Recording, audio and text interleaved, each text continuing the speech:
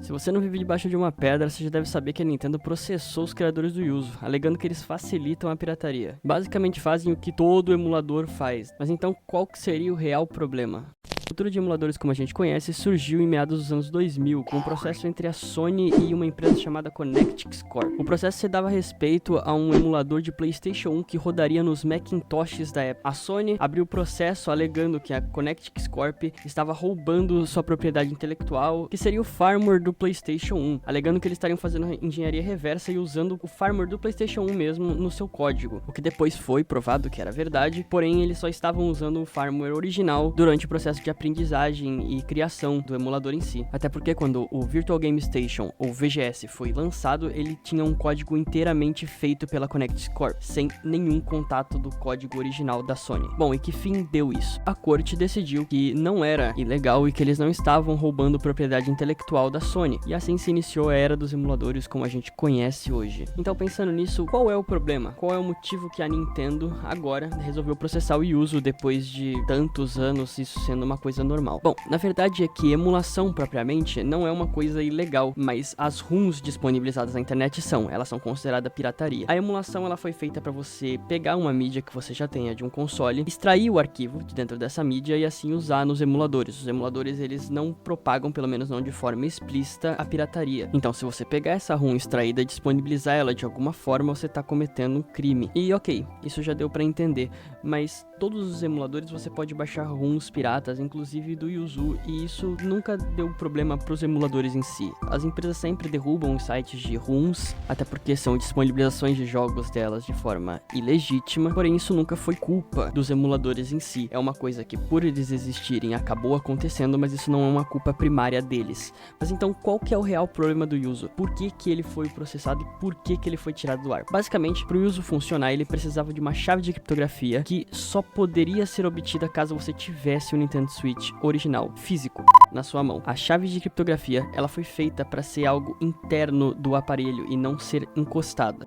Logo, no momento que você tem um aparelho e você extrai ela, tudo bem, eu acho que isso não é um grande problema, até porque você pagou pelo aparelho, então ele é seu. Porém, a gente sabe que muitas pessoas que usam os emuladores não têm o console e querem jogar nele. O problema é que para o Yuzu funcionar, ele precisa desse arquivo, ele precisa dessa chave de criptografia, e as pessoas também baixavam essa chave de criptografia para usar no Yuzu. E aí que tá o problema, diferente dos firmwares do console, a chave de criptografia é sim um software licenciado, ela é uma coisa patenteada pela Nintendo, e ela também se encaixa em pirataria, ela se encaixa dentro da categoria das ROMs piratas, então ela também pode ser derrubada. Do mesmo jeito que as ROMs sempre são derrubadas de sites piratas e o emulador não tem nada a ver com isso, aqui a chave de criptografia também seria a mesma coisa, né? Você entraria num site pirata para conseguir essa chave de criptografia e o emulador simplesmente não tem nada a ver com isso. Esse seria o caso dessa vez, mas o problema é que os desenvolvedores do Yuzu simplesmente tinham um tutorial de instalação dessa chave de criptografia dentro do Yuzu e ainda disponibilizavam acesso a essas chaves de forma facilitada, colocando elas dentro do arquivo de download do emulador. E isso sim pode ser considerado pirataria, uma vez que eles não estão só disponibilizando um firmware deles, um emulador deles, eles estão disponibilizando também um código que não é deles, não foi eles que fizeram e não é de um console físico do usuário que está baixando o emulador. Então, sim, isso pode sim se encaixar em pirataria e esse provavelmente foi o principal motivo da Nintendo ter conseguido derrubar o Yuzu. Eles também cobravam para os usuários ter acesso às versões mais atualizadas, às builds mais recentes do Yuzu. E ok, funcionaria como um Patreon ou como algum tipo de apoia-se. O problema é que quando lançou The Legend of Zelda Tears of the Kingdom, eles correram atrás da bola para poder fazer o emulador rodar de forma extremamente compatível e com ótimo desempenho o novo Zelda e cobraram pelas builds mais recentes em que rodaria essa ISO de forma mais tranquila. E o problema é que juntando todos esses valores que eles conseguiram arrecadar com essas builds, dá algo em torno de 1 milhão e alguma coisa. Eu não consegui achar a informação direito, mas é algo em torno disso. E o problema é que pra Nintendo isso é uma perca muito grande e é aí que eles também têm um caso, não só na chave de criptografia, mas também nisso, e foi por isso que aconteceu o que aconteceu, né?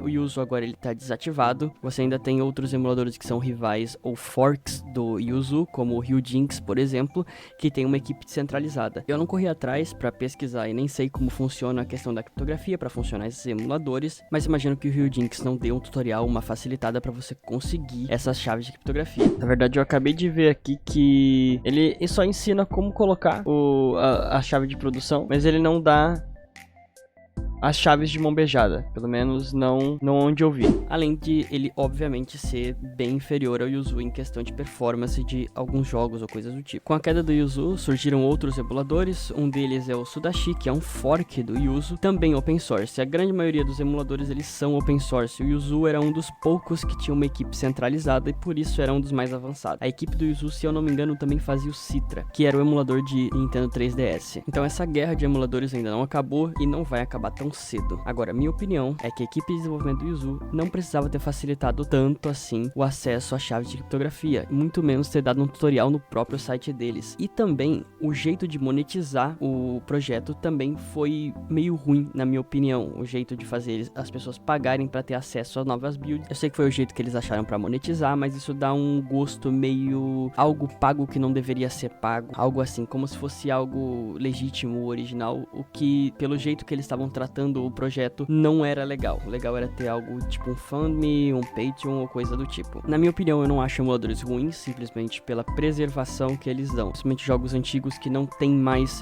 suporte. Por exemplo, o PSP que parou de ser fabricado e os últimos PSPs que tem, em algum momento eles vão parar de funcionar. Então ter um sistema que rode esses jogos antigos, jogos obsoletos, ou até mesmo pessoal que roda Nintendo Wii ou GameCube no computador, também poder rodar os seus jogos também, são consoles que não são mais fabricados, mas mesmo assim a Nintendo tinha toda a razão nesse caso, porque o jeito que o Yuzu funcionava não era o ideal, e eu acho que ainda vai surgir algum emulador, alguma fork do Yuzu ou qualquer outro emulador que consiga bater de frente com essa parede que a Nintendo acabou criando. O meu único medo é que isso de alguma forma abale a cultura de emuladores ou coisa do tipo. O fim do Yuzu foi declarado pela própria equipe no site oficial deles. Agora, se você entrar, vai ter uma mensagem de despedida falando que o projeto tanto do Yuzu quanto do Citra foram descontinuados e vão continuar assim. Não sei o que vai acontecer com as pessoas que pagaram pelo projeto, não sei o que acontece com quem já tem ele baixado, provavelmente ele vai continuar funcionando, só que sem receber novos updates. Então minha recomendação é que, caso você use um desses emuladores, você procure outros, né? Tem alguns forks do próprio Yuzu que são open source,